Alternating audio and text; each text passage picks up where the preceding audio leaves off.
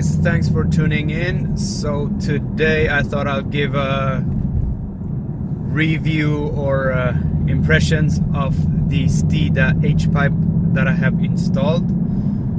I have seen a couple of or a bunch of videos with the X-Pipe for the 2018, but I have not seen a, how should I say, a more, not in-depth, but a little bit more detailed, apart from American Muscle, that is, because they have a good video as well. So I thought it might be some of you that are interested out there that are looking into getting an H-Pipe or an X-Pipe, and you don't know exactly how it sounds. Anyhow, it doesn't represent the real world with the phone cameras or DSLR microphones or whatever.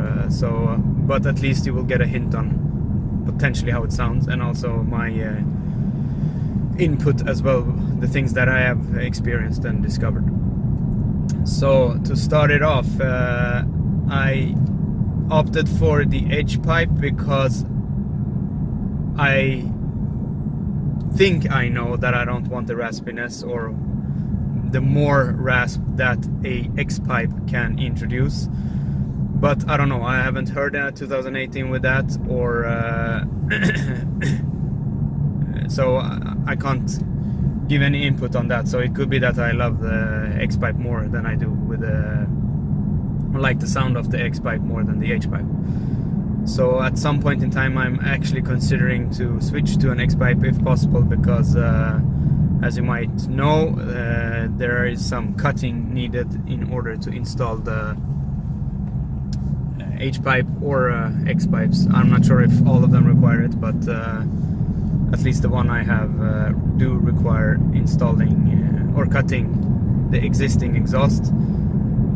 I would assume that there are catback systems with the X-Pipe or H-Pipe already as a package, so to say. So the Steeda H-Pipe I have is the one with the T304 stainless steel. The reason why I went for the stainless steel one is because I will daily the car, and in Sweden they do tend to salt the roads during winter, etc. So I thought it's better to go for the stainless steel version in order to avoid rust, etc. as much as possible. The installation I didn't do myself. I didn't have my garage, but you can do it yourself with a jack and jack stands, or if you have a lift, or if you can, or if you have a shop nearby which can do it. And that was the case for me. I went to a shop and they did the install, and it took 35 minutes or something like that. Here in Sweden labor is expensive, so it was like I don't know, $170 or something for that half an hour, which is ridiculous, but that's the way it is. Anyhow, let's get to the good parts, or the detailed parts.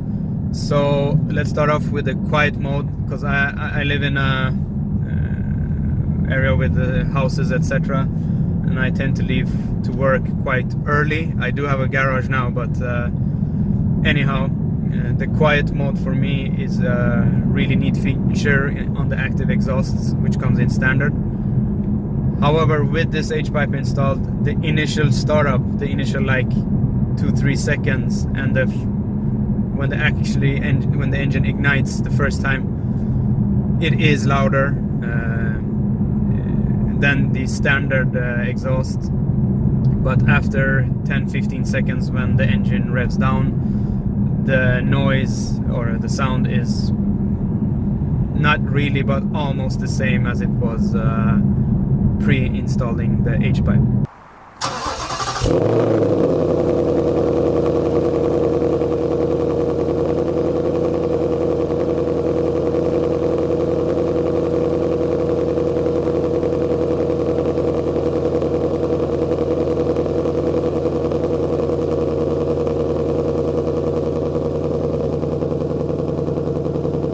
So that is a good thing. So as you saw, creepy Frank, I mean, driving around in the neighborhood, you can do it rather stealthy, which is a good thing.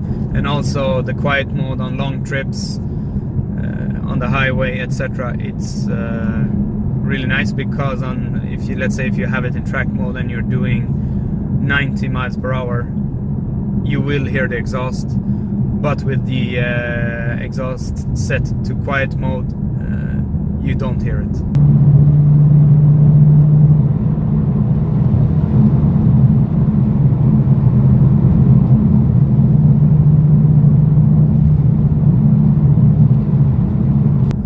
So that is a big plus for me, at least.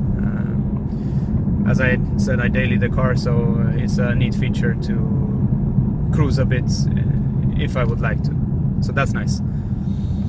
However, in track, sport and normal modes, the differences on the daily commute is not that much.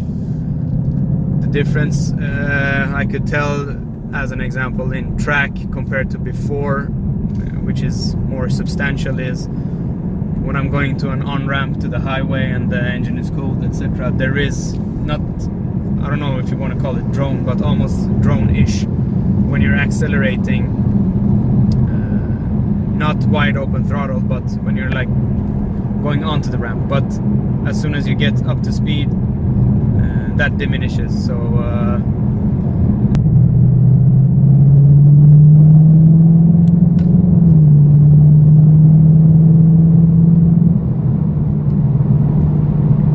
that's something to keep in mind, I mean, as well. So I'm trying to tell the differences I have experienced. I don't use normal mode, I don't use sport mode, I only use quiet or track. For me that's fine. I mean, again, if I'm cruising 50 miles an hour and I have it in track, you can hear a hint of the exhaust, but not that much. So either I always drive in track more or less, or when I really want it to be as quiet as possible, then I have it in quiet mode.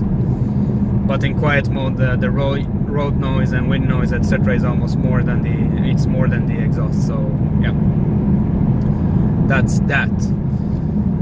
I will post some.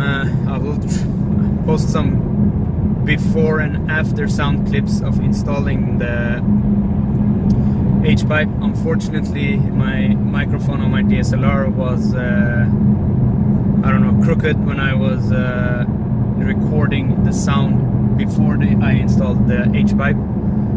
So unfortunately that sound may not be representable, and also again the microphone seems to be clipping when I have the H-Pipe installed now. So, but at least it gives you an hint of how it sounds. And also the H-Pipe, in my opinion, how should I say, increases the volume level of the standard exhaust note. From what it's maybe a bit more metallic, so to say, but it's just have lifted the volume up a bit, so it doesn't add any rasp or any more deep tones from my experience. It's just that it increases the volume of the standard note, so to say, which is a good thing, because the standard exhaust on the active exhaust setup on the 2018s do sound really nice. So to me that's just a positive. But again, I'll have to see if I at some point in time maybe can switch to the Steeda H-Pipe or something similar that fits the cutting that I have done to the existing exhaust, and try that out. So if you have any questions, just comment below, thumbs up, and I don't know, I'm not a big YouTuber, subscribe if you like, that would be nice. But until the next time, I see you.